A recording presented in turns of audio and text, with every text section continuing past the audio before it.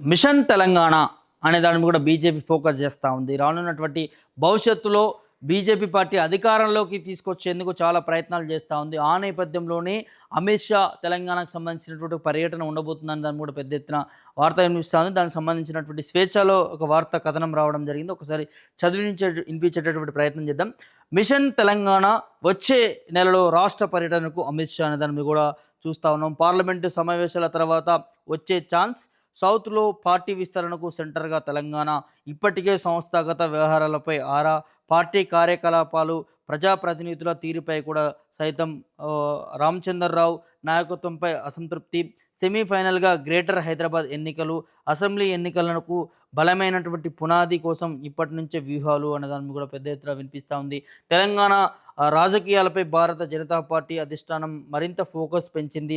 రాష్ట్రంలో పార్టీని సంస్థాగతంగా బలోపేతం చేయడంతో పాటు రానున్నటువంటి స్థానిక సంస్థలు అసెంబ్లీ ఎన్నికలకు ఇప్పటి నుంచే కార్యాచరణను వేగవంతం చేస్తుంది. ఈ నేపథ్యంలోనే కేంద్ర హోంమంత్రి బీజేపీ అగ్రనేత అమిత్ షా వచ్చే నెలలో తెలంగాణ పర్యటనకు వచ్చే అవకాశాలు ఉన్నట్లు పార్టీ వర్గాల్లో చర్చ జరుగుతుంది.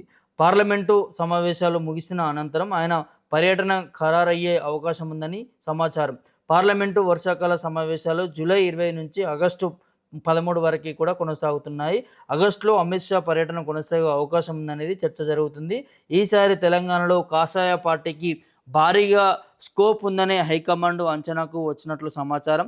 ఈ నేపథ్యంలోనే తెలంగాణను బీజేపీ జాతీయ నాయకత్వం సీరియస్గా తీసుకున్నట్లు తెలుస్తుంది. నేతల పనితీరుపై సీరియస్గా ఫోకస్. తెలంగాణలో సంస్థాగత నిర్మాణంపై ఇప్పటికే బీజేపీ జాతీయ నాయకత్వం ప్రత్యేక దృష్టి సారించింది. జిల్లా మండలాల శక్తి కేంద్రం, బూత్ కమిటీల పనితీరు, క్రియాశీల కార్యకర్తల చైతన్యం, పార్టీ కార్యక్రమాలు అమలుపై పూర్తి స్థాయిలో నివేదికలు తెప్పిస్తున్నట్లు సమాచారం.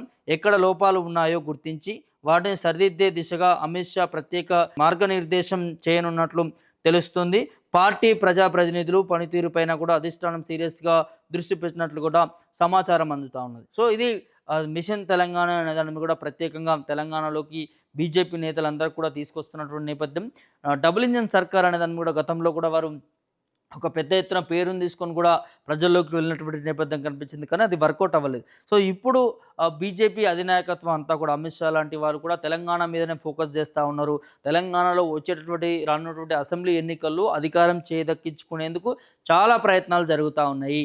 సో ఇటు బీఆర్ఎస్ పార్టీ పైన 10 సంవత్సరాల బీఆర్ఎస్ పార్టీ పైన కూడా ప్రజలు విసుగు చెందారు. దాంతోపాటు ఇప్పుడున్నటువంటి కాంగ్రెస్ పార్టీ పైన కూడా వ్యతిరేకత ఉంది. కాబట్టి దీన్ని అదునుగా తీసుకొని బీజేపీ పార్టీ రానున్నటువంటి భవిష్యత్తులో అధికారం కోసమే అన్ని ప్రయత్నాలు జరుగుతూ ఉన్నాయి. ఆ నేపథ్యంలోనే కొంతమంది నేతలకు సంబంధించి కూడా ఇప్పుడు బీజేపీకి సంబంధించినటువంటి తెలంగాణ అధ్యక్షుడు రామచంద్రరావు ఎవరైతే ఉన్నారో తన పనితీరు పైన కూడా అసంతృప్తి వ్యక్తం చేస్తున్నట్లుగా తెలుస్తోంది అమిత్ షాకు సంబంధించినటువంటి నేతలందరూ కూడా.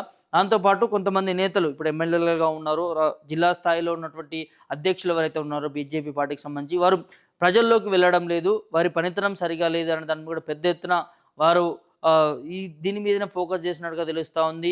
ఎవరైనా కూడా పార్టీకి అగెనిస్ట్గా కార్యకలాపాలకు వారు ఎవరైనా లోనైనా గురి చేసినా కూడా వారిని పార్టీ నుండి సస్పెండ్ చేయడానికి వెనుకాడడం అనే దాని కూడా పెద్ద ఎత్తున ఇటు నేతలందరినీ కూడా హెచ్చరిస్తున్నటువంటి నేపథ్యాలు కనిపిస్తూ ఉన్నాయి. సో తను తెలంగాణకు రాబోతా ఉన్నాడు. ఏదైతే ఈ పార్లమెంటు శీతాకాల సమావేశాలు వర్షాకాల సమావేశాలు ఉన్నాయో అవి పూర్తయిన వెంబటే అమిత్ షా తెలంగాణ పర్యటన ఉండబోతుంది.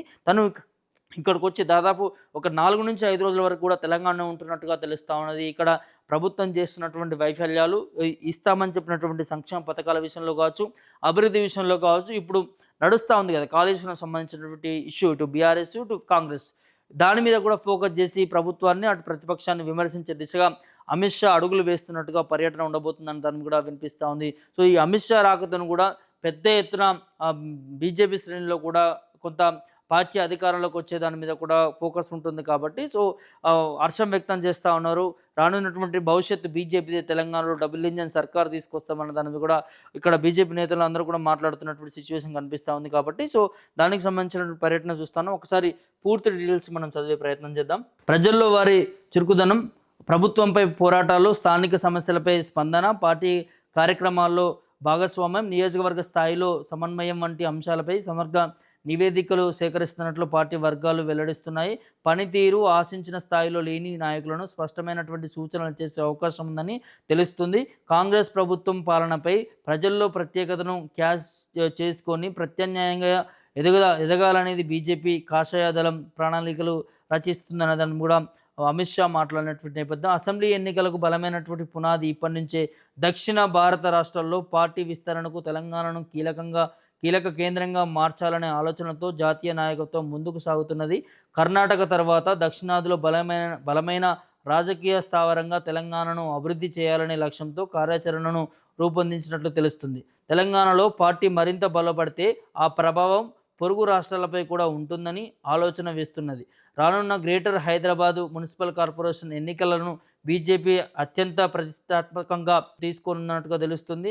ఈ ఎన్నికలను అసెంబ్లీ ఎన్నికలకు ముందు జరిగేటటువంటి సెమీఫైనల్గా భావిస్తుంది. జీహెచ్ఎంసీలో మెరుగైన ఫలితాలు సాధిస్తే రాష్ట్ర వ్యాప్తంగా పార్టీ శ్రేణుల్లో ఉత్సాహం వస్తుందని, అదే అసెంబ్లీ ఎన్నికలకు బలమైన పునాది అవుతుందనేది నాయకత్వం విశ్వసిస్తున్నట్టుగా తెలుస్తుంది. అందుకే హైదరాబాద్తో పాటు శివారు ప్రాంతంలో పార్టీ బలోపేతంపై కూడా ప్రత్యేక కార్యాచరణ రూపొందిస్తున్నట్లుగా సమాచారం.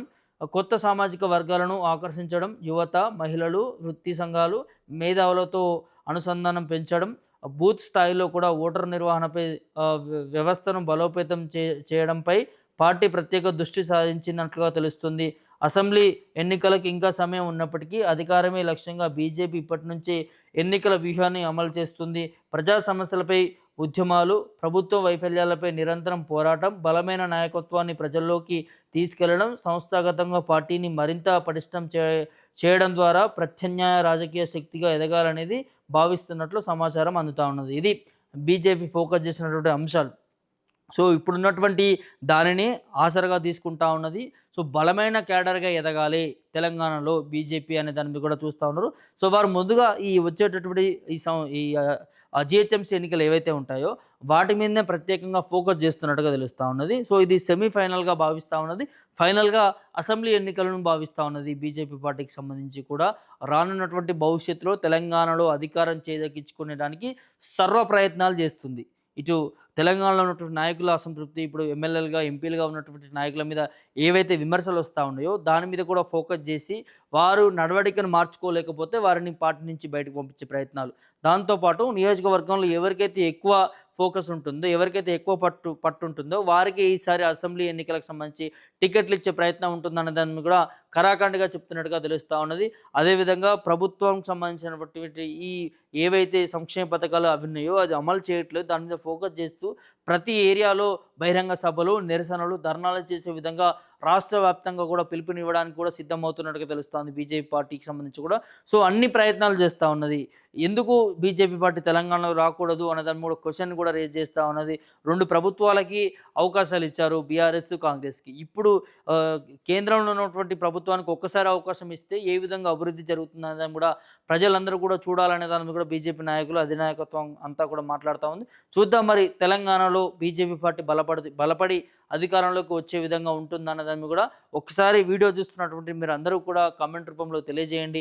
మీరు ఏమనుకుంటున్నారు? గత బీఆర్ఎస్ ప్రభుత్వం, ఇటు కాంగ్రెస్ ప్రభుత్వం, ఈ 2 పార్టీలే కాకుండా బీజేపీ పార్టీ అధికారాలకి వచ్చేటటువంటి అవకాశం ఉంటుందా? ఏ విధంగా ఉండబోతుంది అన్నదాన్ని కూడా మీరు మీ అభిప్రాయాన్ని కామెంట్ బాక్స్లో తెలియజేయండి.